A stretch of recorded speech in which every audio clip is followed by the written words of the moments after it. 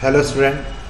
In the last lecture we have discussed about the numeric functions. Today we will discuss about the string functions, date and time functions, aggregate functions. So let us start. String functions. String functions क्या होते हैं? देखिए, जब भी हम लोग database create कर रहे हैं तो डेटाबेस क्रिएट करने में हमें बहुत सारे डेटा को सेव करना होता है, और जब डेटा को सेव किया जाता है तो उसके ऊपर बहुत सारे ऑपरेशंस भी अप्लाई करना होते हैं। तो जब हम लोग ऑपरेशन अप्लाई करते हैं तो वो ऑपरेशन कितने ही हमें प्री डिफाइंड फॉर्म में ऑपरेशन बने बनाए मिल जाते हैं। तो जो प्री डिफाइंड ऑपरेशंस होते हैं या तरीके होते हैं जिससे हम लोग डेटा को अरेंज कर सकते हैं, मैनेज कर सकते हैं, वो क्या कहलाते हैं? स्ट्रिंग फंक्शंस कहलाते हैं।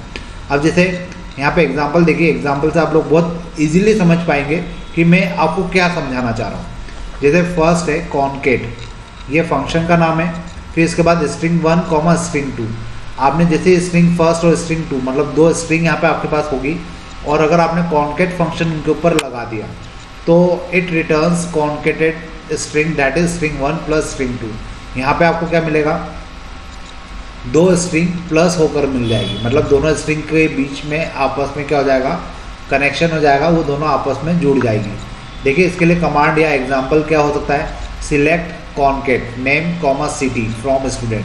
यहाँ पे हम लोग क्या कर रहे हैं? स्टूडेंट नाम की टेबल के ऊपर कॉन्केट फंक्शन अप्लाई कर रहे हैं, और कॉन्केट फंक्शन अप्लाई करने से क्या होगा कि उस टेबल के अंदर नेम और सिटी जो दो अलग अलग कॉलम थे, अब उनकी डिटेल हमारे सामने आएगी, लेकिन नेम के साथ सिटी अटैच हो जाएगी या कनेक्ट हो जाएगी। फिर नेक्स्ट फंक्शन है लोअर। आप इसको चाहे तो LOWER पूरा फंक्शन यूज़ कर सकते हैं, या एल केस इसके लिए आप यूज़ कर सकते हैं। इसमें आपको क्या करना होता है? स्ट्रिंग पास करना होती है। स्ट्रिंग यहाँ पे जो str लिखा है इसका मतलब है स्ट्रिंग, और str इसको हम लोग एज अ आर्गुमेंट कहते हैं कि अगर हम ब्रैकेट में कोई वैल्यू पास करते हैं मेन फंक्शन से सब फंक्शन की तरफ, तो उसे स्ट्रिंग कहा जाता है, सॉरी उसे आर्ग्यूमेंट कहा जाता है। तो यहाँ पर हम as a string as a argument pass करेंगे, तो उस कंडीशन में क्या होगा? इस स्ट्रिंग में जितने अपर लेटर होंगे वो सारे किस में कन्वर्ट हो जाएंगे? लोअर लेटर्स में। तो देखिए, सिलेक्ट लोअर ABC, यहाँ पे जो ये है लेटर्स जो कैपिटल्स में लिखे गए थे वो स्मॉल लेटर में आ जाएंगे। तो ये क्या हो गया? एक फंक्शन हो गया। फिर वैसे ही जैसे लोअर केस होता है वैसे ही अपर केस होता है, या यू केस भी बोल सकते हैं। इसमें भी हम लोग स्ट्रिंग को एज अ आर्गुमेंट पास करेंगे, और अगर हमारी स्ट्रिंग में कोई स्मॉल लेटर्स में लिखे हुए अल्फ़ाबेट होंगे तो कैपिटल में कन्वर्ट हो जाएंगे। फिर इसके बाद एल ट्रीम, आर ट्रीम या ट्रीम, इन ये भी तीन फंक्शन होते हैं। इसमें भी स्ट्रिंग हम पास करते हैं एज अ आर्गुमेंट, और जब हम लोग इसको पास करते हैं तो क्या होता है?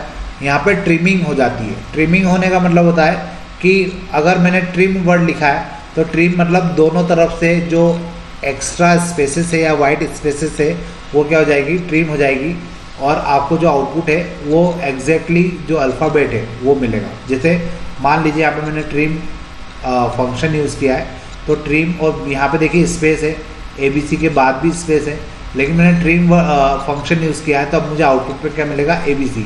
जो आगे की स्पेस है और जो पीछे की स्पेस है वो क्या हो जाएगी? ट्रिम हो जाएगी। आप चाहे तो केवल आगे की स्पेस को भी ट्रिम कर सकते हैं, और आप लोग चाहे तो केवल पीछे की स्पेस को भी ट्रिम कर सकते हैं। उसके लिए आपको कौन सा फंक्शन यूज़ करना पड़ेगा? L ट्रिम या R ट्रिम। फिर लेफ़्ट और राइट, ये भी फंक्शन है। अब लेफ़्ट फंक्शन या राइट फंक्शन क्या करता है? तो इसमें आपको दो आर्गुमेंट पास करना होता है, एक स्ट्रिंग और एक न्यूमेरिकल वैल्यू। तो स्ट्रिंग और n ये आपको क्या देगा? देखिए, अगर आप एग्जांपल से देखें तो यहाँ पे सिलेक्ट लेफ़्ट, लेफ़्ट क्या हो गई? कमांड, सॉरी लेफ़्ट क्या हो गया? एक फंक्शन हो गया। सिलेक्ट कमांड हो गई। अब कंप्यूटर कॉमा 4, तो कंप्यूटर एक स्ट्रिंग हो गई, और यहाँ पे अपन ने 4 क्या दिया है? एक नंबर न्यूमेरिकल वैल्यू दी है। तो 4 लिखने से क्या होगा कि स्टार्टिंग के जो 4 अल्फ़ाबेट है केवल आपको वही दिखाई देंगे, बाकी के जो लेटर्स है वो क्या हो जाएंगे? ट्रंकेट हो जाएंगे। ठीक है, तो ये अपन ने यहाँ पे कौन सा यूज़ किया? लेफ़्ट, तो लेफ़्ट से आपको दिखाई देगा। अगर आपने यहाँ पे लेफ़्ट की जगह यूज़ किया होता राइट, तो आखिरी के 4 लेटर आपके सामने आते, स्टार्टिंग के लेटर क्या होते हैं? स्किप हो जाते हैं।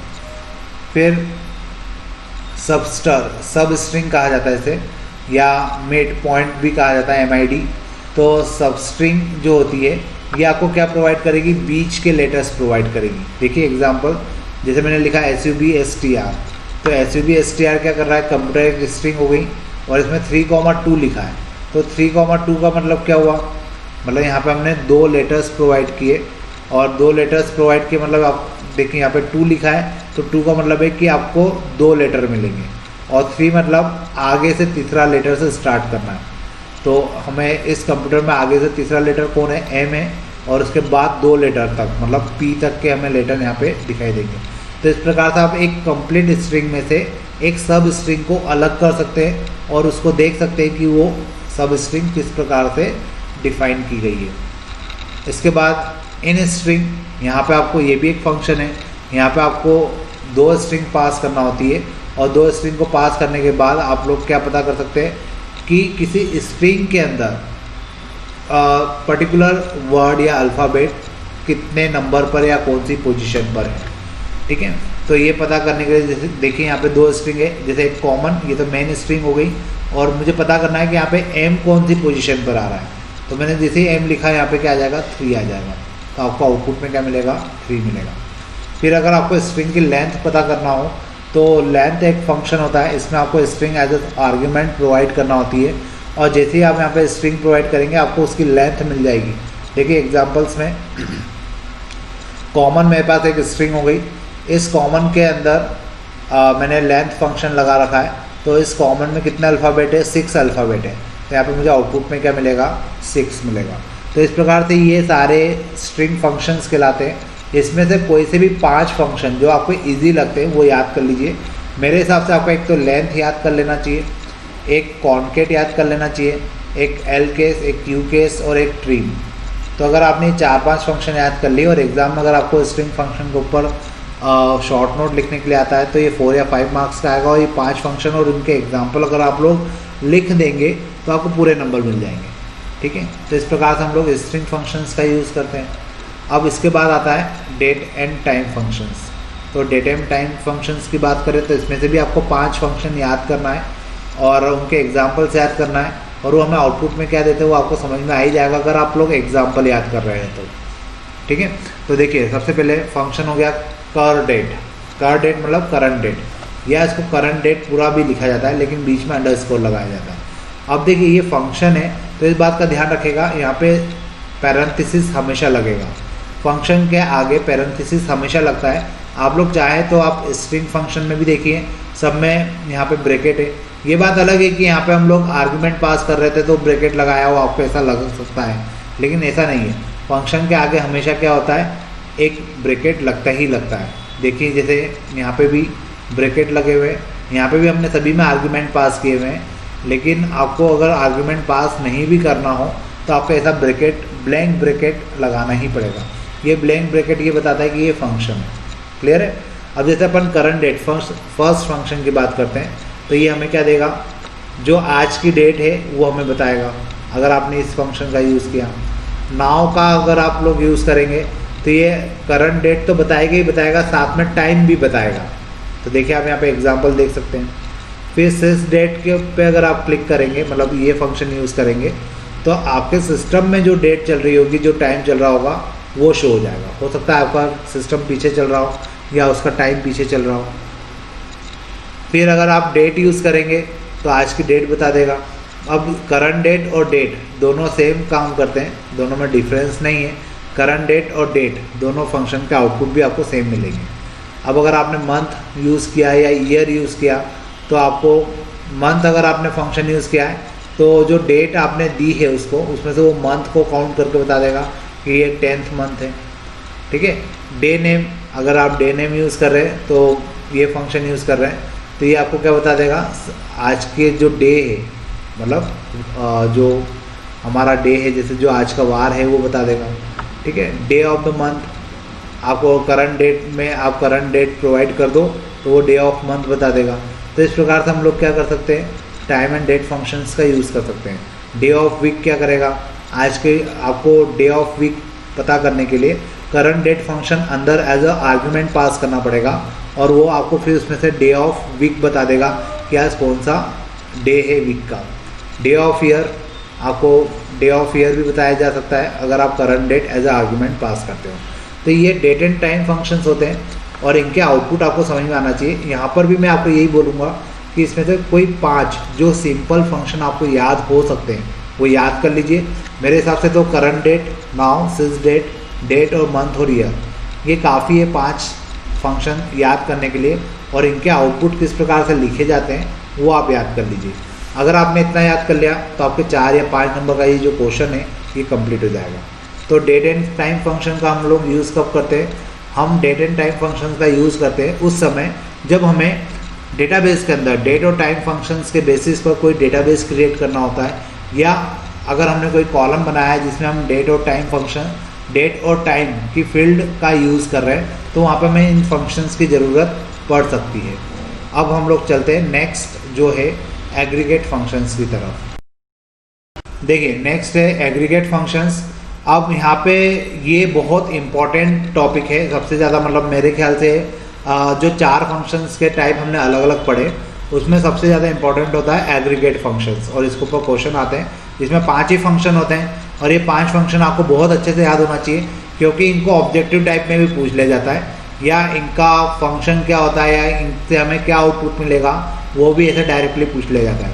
और अगर कभी आपसे एग्रीगेट फंक्शंस के बारे में पूछा जाए तो आप इन 5 फंक्शन को लिखकर उनको आप इजीली एक्सप्लेन कर सकते हैं। तो देखिए होता क्या है, अपन इनको पढ़ते हैं। जैसे सम फंक्शन जो होता है, मैंने पहले भी कहा था कि यहाँ पे आपको एक पैरेंथेसिस हर फंक्शन के आगे लगाना है। आप आर्गुमेंट पास कर रहे हो या नहीं कर रहे हो उससे कोई फ़र्क नहीं पड़ता, लेकिन आपको यहाँ पे क्या लगाना है, आपको यहाँ पे पैरेंथेसिस हमेशा यूज़ करना है। आप अगर पैरेंथेसिस यूज़ करेंगे तो उससे फ़ायदा क्या होगा? उससे फ़ायदा ये मिलेगा कि जो कंपाइलर होता है उसको पता चल जाता है कि ये फंक्शन है, ठीक है। अब जैसे फर्स्ट फंक्शन हम लोग यहाँ यूज़ कर रहे हैं सम फंक्शन, तो सम फंक्शन हमें क्या देता है? It return the sum of the given column. अगर आपने किसी कॉलम के ऊपर सम फंक्शन को अप्लाई किया है तो यहाँ पर हमें क्या मिलेगा? उसका सम मिल जाएगा, मतलब उस कॉलम में जितनी न्यूमेरिकल वैल्यू होगी उस सारी न्यूमेरिकल वैल्यू का जो सम होगा वो हमें आउटपुट में मिल जाएगा। देखिए इसके लिए एग्जांपल अगर हम लोग देना चाहें तो हम लोग कैसे लिखेंगे? सिलेक्ट सम और फिर पे। पे क्या है? कॉलम का नाम है। तो जिस कॉलम के ऊपर आपने सम फंक्शन लगाया है वहाँ पे क्या होगा? सम हो जाएगा।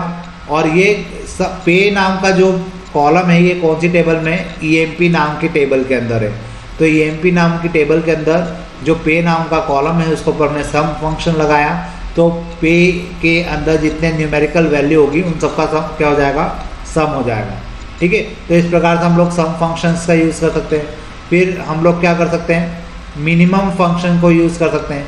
और मिनिमम फंक्शन को यूज़ करना है तो आपको क्या करना पड़ेगा? यहाँ पर आपको मीन MIN लिखना होगा और आपको इसको किसी पर्टिकुलर कॉलम के ऊपर अप्लाई करना होगा। तो उस कॉलम में न्यूमेरिकल वैल्यू में जितनी वैल्यूज़ होगी उसमें जो मिनिमम वैल्यू होगी वो मिनिमम वैल्यू आपको मिल जाएगी। देखिए एग्जांपल में यहाँ पे लिखा है MIN और फिर वापस से हमने वही EMP नाम की टेबल ली। EMP नाम की टेबल के ऊपर हमने पे नाम का जो कॉलम है उसके ऊपर मिनिमम फंक्शन लगाया, तो जिसकी मिनिमम पे आउट होगा या जिसका मिनिमम सैलरी होगा वो आउटपुट हमें सामने दिखाई देगा। उसके बाद सेम मिनिमम जैसे ही फंक्शन होता है मैक्स मतलब मैक्सिमम। ये क्या करेगा? आपको किसी भी कॉलम में जो मैक्सिमम वैल्यू होगी वो रिटर्न करेगा। और इसके लिए हमें क्या करना पड़ेगा? मैक्सिमम फंक्शन अप्लाई करना पड़ेगा पे नाम के कॉलम के ऊपर, और ये पे नाम का कॉलम अगेन कहाँ पर होगा? एम्प्लॉय नाम की टेबल के अंदर। उसके बाद आता है एवरेज फंक्शन। एवरेज फंक्शंस क्या करेगा? ये आप किसी कॉलम के ऊपर जब अप्लाई करेंगे तो उस कॉलम की जो एवरेज वैल्यू होगी वो हमें रिटर्न करेगा। और इसको भी अप्लाई करने का तरीका वही होगा, सिलेक्ट कमांड का यूज़ करेंगे और पे नाम का कोई कॉलम है हमारे पास EMP टेबल के अंदर, उसके ऊपर जैसे हमने AVG फंक्शन लगाया तो AVG फंक्शन क्या करेगा? हमें उस कॉलम के अंदर जितनी भी वैल्यू होगी उन सभी का एवरेज निकाल के प्रोवाइड कर देगा। और लास्ट फंक्शन होता है इसमें काउंट। तो काउंट फंक्शन क्या करता है?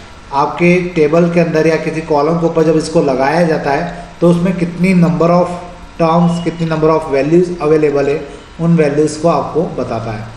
तो इट सिलेक्ट यहाँ पे भी हम लोग जब इस फंक्शन को अप्लाई करेंगे तो हम लोग क्या देखते हैं कि यहाँ पे काउंट नाम का फंक्शन कॉल होगा और हमने किसके ऊपर लगाया? नेम फ्रॉम द एम्प्लॉय, मतलब एम्प्लॉय नाम की टेबल के ऊपर हमने काउंट फंक्शन को अप्लाई किया है। और किस कॉलम के ऊपर किया है? नेम नाम के ऊपर।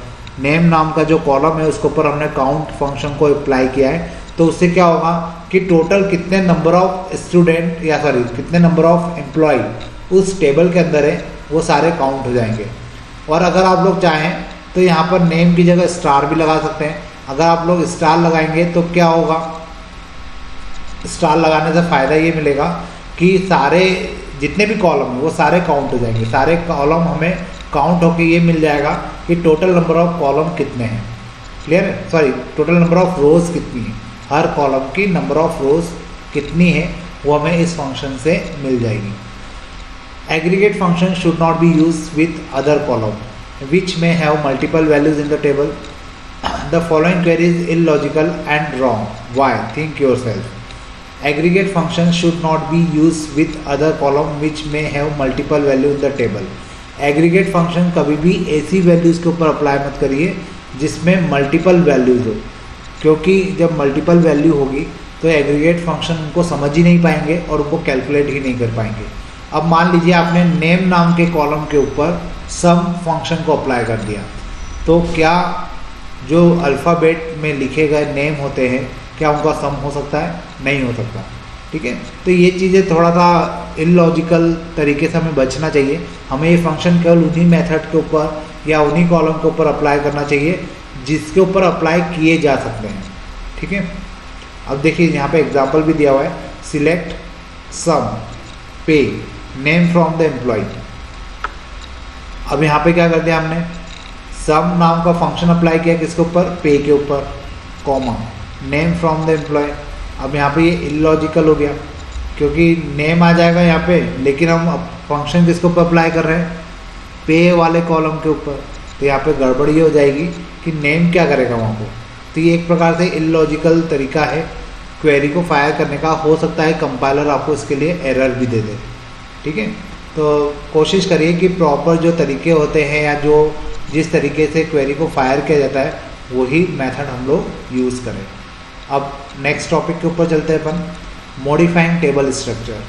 मॉडिफाइंग टेबल स्ट्रक्चर मतलब क्या हुआ, हो सकता है कि मैंने टेबल का स्ट्रक्चर पहले बना दिया हो और बाद में मैं उस टेबल के स्ट्रक्चर में चेंजेस करना चाहता हूँ, तो उसके लिए मुझे क्या करना होगा, अल्टर कमांड होती है, उस कमांड का यूज़ करना होगा। You can alter or modify the structure of the existing table by using alter table. Alter table क्या होती है, कमांड होती है, इसका हम लोग यूज़ करते हैं ताकि हम टेबल के स्ट्रक्चर को चेंज कर सकें। You can do the following with the help of alter table command. Add a new column or constraint. आप alter table का यूज़ कमांड का यूज़ करते हुए आप नया कॉलम ऐड कर सकते हैं या कंस्ट्रेंट को ऐड कर सकते हैं। जो एग्जिस्टिंग कॉलम है उनको मॉडिफाई कर सकते हैं, मतलब उसमें मॉडिफिकेशन क्या होगा, या तो उनका नेम चेंज कर सकते हैं, डेटा टाइप चेंज कर सकते हैं, साइज चेंज कर सकते हैं। डिलीट एन एग्जिस्टिंग कॉलम और कंस्ट्रेंट, आप किसी कॉलम को डिलीट कर सकते हैं, कंस्ट्रेंट को डिलीट कर सकते हैं। चेंजिंग कॉलम नेम, कॉलम का नाम बदल सकते हैं। अब देखिए ये इसका सिंटेक्स दिया हुआ है, अल्टर टेबल और फिर टेबल का नाम आपको लिखना होगा। अब उसके बाद आप करना क्या चाहते हैं, आप नया कॉलम ऐड करना चाहते हैं तो ऐड लिखिए, मॉडिफाई करना चाहते हैं तो मॉडिफाई लिखिए, ड्रॉप करना चाहते हैं, ड्रॉप मतलब डिलीट करना चाहते हैं तो ड्रॉप लिखिए, चेंज करना चाहते हैं तो चेंज करिए और फिर बाद में कॉलम का नेम लिखिए, ताकि समझ में आएगा कंपाइलर को कि आप एक्चुअल में करना क्या चाहते हैं। अब इसका एग्जांपल देखते हैं अपन, एडिंग न्यू कॉलम। अगर मुझे कॉलम को ऐड करना है तो मेरा जो सिंटेक्स है वो क्या हो जाएगा, अल्टर टेबल, टेबल नेम, फिर यहाँ पे ऐड लिखूँगा और कॉलम, जो मैं नया कॉलम ऐड करना चाहता हूँ उसका डेटा टाइप लिखूँगा, उसकी साइज़ लिखूँगा और उसके कंस्ट्रेंट लिखूँगा। तो इस प्रकार से क्या होगा, मेरी एक नया कॉलम क्या हो जाएगा, जो एग्जिस्टिंग टेबल है उसमें ऐड हो जाएगा। ठीक है, अब देखिए यहाँ पे एग्जांपल भी लिखा है, अल्टर टेबल स्टूडेंट, स्टूडेंट नाम की टेबल में अल्टर में कर रहा हूँ, क्या अल्टर कर रहा हूँ, ऐड कर रहा हूँ किसको, दो कॉलम को, एक तो टेलीफोन नंबर और एक इंटीजर को। ठीक है, अब नीचे भी वही एग्जांपल लिखा है, मैं यहाँ पे 4 कॉलम में ऐड कर रहा हूँ। ठीक है, एज, इंटीजर, डिफ़ॉल्ट और 10। ठीक है, अब हो सकता है मुझे मॉडिफाई करना हो, कुछ ऐड नहीं करना हो, कुछ एग्जिस्टिंग है उसको चेंज करना है, तो यहाँ पे अपन क्या कमांड यूज़ करेंगे, अल्टर टेबल, टेबल नेम, फिर मॉडिफाई का यूज़ करेंगे, कॉलम का नेम लिखेंगे, डेटा टाइप और साइज लिखेंगे और कंस्ट्रेंट लिखेंगे। तो अल्टर टेबल लिखा क्योंकि ये तो कमांड है, फिर स्टूडेंट किस टेबल में मुझे चेंज करना है, मॉडिफाई करना है मतलब मुझे एग्जिस्टिंग टेबल में कुछ चेंजेस करना है। और नेम क्या हो गया, कॉलम का नेम वेयर केयर 40 कर दिया मैंने इसको। तो अब हो सकता है कि नेम वाला जो पहले कॉलम था उसकी साइज़ अलग हो या उसका डेटा टाइप अलग हो, लेकिन अब मैंने उसको कर दिया वेयर केयर 40। तब वो वेयर केयर 40 के नाम से क्या हो जाएगा, मतलब ये उसकी डेटा टाइप और साइज़ दोनों हो सकता है चेंज कर दी गई है, पहले कुछ और हो सकती थी। ठीक है, एक और एग्जांपल देखिए, alter table employ modify salary decimal 10,2। यहाँ पे मैंने क्या किया, एम्प्लॉय नाम की टेबल के अंदर मॉडिफिकेशन किया। और क्या मॉडिफिकेशन किया कि उनकी जो सैलरी वाला कॉलम है उसमें डेसिमल वैल्यू क्या हो जाए, 2 तक चले जाए, और जो डेसिमल के पहले की वैल्यू है वो 10 डिजिट तक की रहे। तो ये इस प्रकार से भी मैं क्या कर सकता हूँ, मॉडिफिकेशन कर सकता हूँ। रिमूविंग कॉलम और कंस्ट्रेंट। अब अगर मुझे बाय चांस कोई कॉलम को रिमूव ही करना है तो बहुत सिंपल तरीका होता है, अल्टर टेबल लिखिए, टेबल का नाम लिखिए, ड्रॉप लिखिए। ड्रॉप क्यों, ताकि हम लोग उसको डिलीट कर सकें। और फिर कॉलम नेम लिखिए और कंस्ट्रेंट लिखिए। एग्जांपल देखिए, अल्टर टेबल स्टूडेंट नाम की टेबल में मैं अल्टरेशन कर रहा हूँ। क्या कर रहा हूँ अल्टरेशन में, ड्रॉप कर रहा हूँ, मतलब डिलीट कर रहा हूँ किसको, टेलीफोन नंबर के कॉलम को। नेक्स्ट एग्जांपल देखिए, alter table employ drop job drop pay. अब यहाँ पे मैंने क्या किया, एम्प्लॉय नाम की टेबल के अंदर से जॉब नाम के कॉलम को और पे नाम के कॉलम को मैंने क्या कर दिया, ड्रॉप कर दिया। तो यहाँ पे क्या होगा, टेबल में 2 कॉलम कम हो जाएंगे। ठीक है, तो ये जो हमारा चैप्टर था MySQL रिवीजन, ये वैसे हम लोग पहले भी एक बार पढ़ चुके हैं। तो यहाँ पे हमारा ये चैप्टर ख़त्म होता है। और अब जो हम लोग पढ़ेंगे वो थोड़ा सा इसका एक्सटेंडेड पार्ट होगा। और मैं आपको एक बार वापस से बता दूं कि हमने ये चैप्टर इसलिए स्टार्ट किया था क्योंकि ये थ्योरेटिकल था, और हमने जो इसके पहले का बीच का पार्ट छोड़ा हुआ है, मतलब बीच के जो लेसन या चैप्टर छोड़े हुए हैं वो इसलिए छोड़े क्योंकि वो प्रैक्टिकल है। तो वो प्रैक्टिकल जब स्कूल खुलेंगे तब मैं आपको बता पाऊँगा। लेकिन अभी हम लोग जो ऑनलाइन पढ़ सकते हैं या वीडियो लेक्चर्स में पढ़ सकते हैं वो वीडियो लेक्चर्स होंगे और थ्योरेटिकल पार्ट होगा, इसलिए मैंने बीच के चैप्टर को अभी स्किप किया है और ये चैप्टर स्टार्ट किया था। और आगे भी मैं अभी वही चैप्टर लूँगा जो थ्योरेटिकल आपको पढ़ाए जा सकते हैं। तो अब अपन मिलेंगे नए चैप्टर के साथ। आज अपना ये चैप्टर ख़त्म हो रहा है, आप लोग भी पढ़ना स्टार्ट करिए।